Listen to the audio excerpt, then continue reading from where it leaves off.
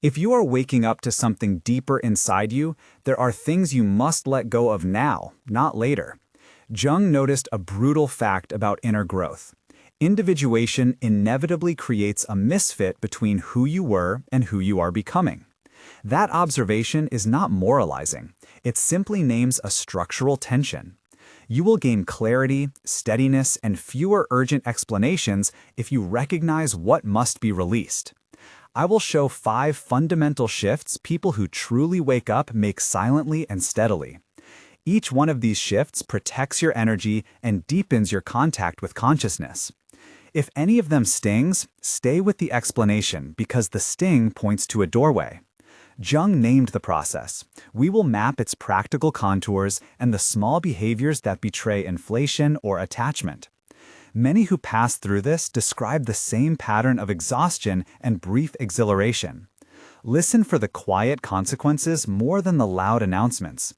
The room smells of coffee and dust, the light skims across old books, and somewhere a clock ticks with a thin metallic note that punctuates the urgency in your chest. In the next minutes, you will be offered language and steps to test what you still carry and how to let it fall away without spectacle. Contextualizing what Jung meant by individuation helps you not to romanticize rupture. He described individuation as the gradual emergence of a center that is not the ego, a slow sorting of what belongs to persona and what belongs to deeper consciousness. Think of persona as a mask worn to negotiate social terrain, and shadow as the disowned material that pushes from below. When the center shifts, the mask no longer fits and the shadow grows louder until you answer its call. Practically, this means tension in relationships, a feeling of being misunderstood, and the temptation to translate inner change into external proof. You see someone like Thomas at a dinner who uses phrases he learned in readings, and the conversation turns brittle. You notice Maria pausing in front of the phone because she wants to respond with a lesson instead of listening. The voice that seeks validation often sounds energetic and righteous, the body behind it tight and thirsty. You can test the difference. The ego inflates when you need applause. Consciousness quiets when it simply chooses. The reward for resisting show is a steadier pulse, a clearer boundary, and less drama. There is risk in this description because it can become another standard to perform. So keep humility as part of the toolkit and remember that integration includes your mistakes as data. Before we list the 5 shifts, imagine 2 brief scenes to root the idea.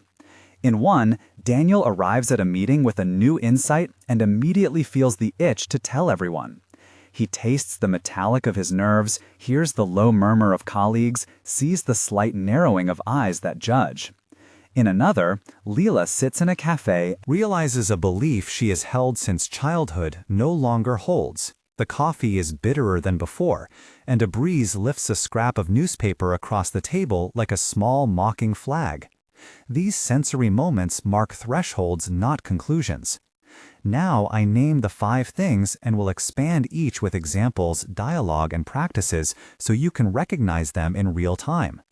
The first thing awakened people give up is the need to explain themselves to those who are not ready to hear. You are tempted to narrate your inner life as evidence that you changed, and to seek witnesses to that change. That impulse is psychologically predictable. Your ego seeks corroboration. But the act of explaining repeatedly wears thin the novelty and binds your transformation to external response. A short scene helps. You sit with Aisha and say, quietly, "I had a shift last month." Aisha replies, "Tell me what changed." You want to list books, nights of insomnia, conversations with your therapist.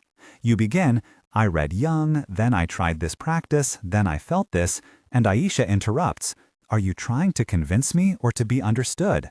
You stop. You smell Aisha's perfume like rain on pavement. You feel the scratch of the chair under you. You hear the clatter of cutlery. Your mouth tastes of lemon from the tea. Then you say, "I do not need you to confirm it." And she says, "That was what I needed to hear." In that exchange, you practiced less narration and more presence. Practically, try a 2-week experiment. When you feel the urge to explain, pause and ask, "Is this for me to integrate or for others to witness?" The second thing is holding relationships that require you to remain the same. People and patterns that only work if you perform a familiar role often punish growth. Consider how your mother or an old friend reshuffles conversations to bring you back to a safe identity. You notice it as a tightening in your chest and a salty taste of old arguments resurfacing.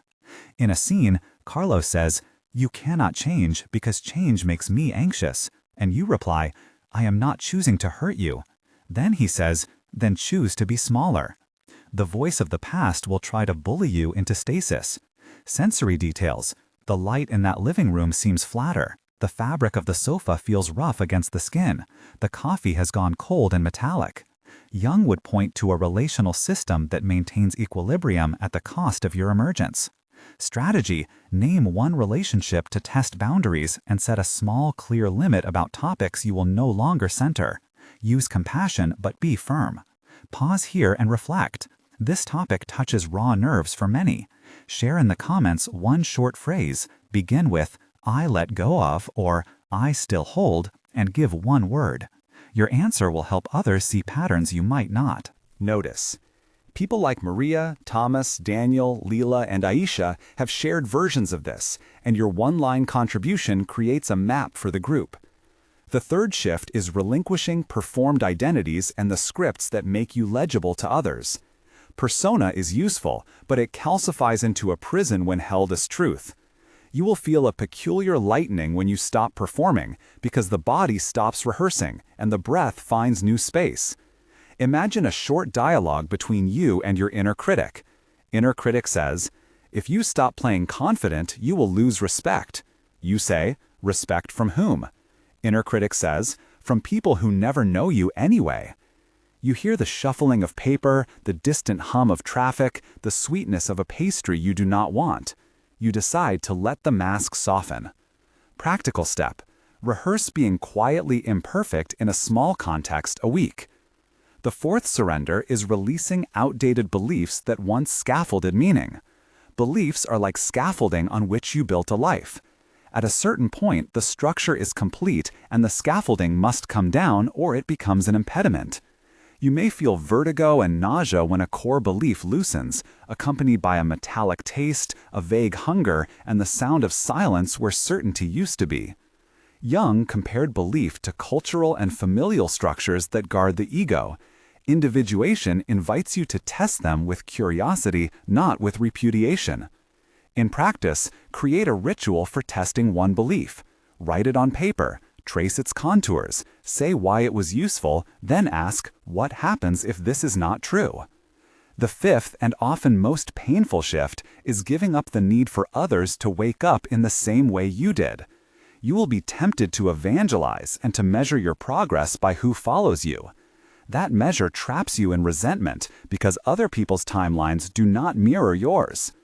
The inner tension here often shows as a heavy tongue, a dry mouth, the echo of an old sermon in your head, and a particular tightness behind the sternum. Two short tension moments to unpack this more deeply. First, you face a choice between protesting someone's numbness and stepping back so they can find their own route. You feel shame for not fixing them and anger for their refusal, but the choice to withdraw is itself compassion. Second, you sit with the ache of watching others remain asleep and learn that compassion is not coercion. Those two moves take time, and you will fail at them often. Each failure is material for integration, not proof of incapacity. Backstory in brief: you did not arrive here by accident. There are years of training, late nights reading Jung, experiments with meditation, moments in which your body registered truth before your mind did. You remember a younger self who sought validation in applause and titles, who believed success was a mirror of worth. That self learned hard. Lessons from broken friendships and quiet betrayals. You learned to listen to dreams, to let shadow material surface in therapy, to accept that integration is iterative, that history explains the current friction. Your interior rearranged and the world around you did not. The memory of old hurts tastes like iron and sometimes makes you defensive, but it also gave you the tools to recognize patterns now. Two concrete moments of tension require explicit attention because they recur for many. The first is when you realize your conviction makes you intolerant. You may find yourself judging people for staying the same and feeling superior. That judgment feels like heat behind the eyes, a dry mouth, and the urge to speak loudly. The necessary decision is to return to curiosity. Ask, what keeps them here, and can I hold that without trying to change it? The second recurring tension is loneliness. As you withdraw from old roles, you feel diminished audience and a thin ache under the ribs. You must choose whether to cultivate inner companionship or to seek new community. Both choices demand courage. Practical recommendations follow because theory without practice breeds anxiety. First, keep a public silence practice for 30 days. When you feel the need to explain, write the thought and save it for private reflection. Second, choose one relationship where you will experiment with a boundary and name it out loud in a calm sentence. Third, create a gentle ritual for testing a belief using writing and a trusted therapist or friend a sounding board. Fourth, practice compassion that is not conversion. When you want to persuade, ask a question instead. Fifth, schedule a weekly check-in with yourself where you note energy spent on explaining versus being. These small experiments build new neural paths and protect you from inflation. Names you will meet in practice include Maria, who learned to stop explaining her dreams, Daniel, who practiced boundary setting with his sister, Leela, who loosened a core belief about success, Thomas, who learned to watch his need for validation, and Aisha, who taught friends to listen before fixing. Each practiced mistakes and integrated slowly. In synthesis, the 5 shifts create one movement: the quiet unwinding of performative survival, and the steady settling into a center that is not noisy. You are not being asked to be better, only more honest with what you owe to yourself and what you owe to others. Actionable steps for this week. Pick one conversation you will not try to change. Create one boundary sentence you will use, and keep a 3-line journal noting moments you avoided explaining. This is not about perfection. You will stumble, you will still want applause, you will still crave company. Validate the pain and continue. Remember that losing some connections is not a moral failure, but a reshuffling of inner priorities. The final image to carry with you is simple. Individuation does not call a press conference. It lights a lamp inside a room and asks you to learn its contours in silence. If this resonated, leave a short comment beginning with "I let go of" or "I still hold" and one word so others can see patterns. Stay curious, speak less when possible, and allow the world to respond in its own time. If you want guidance on particular boundaries or rituals, mention which one, and I will craft a short practice in the next episode.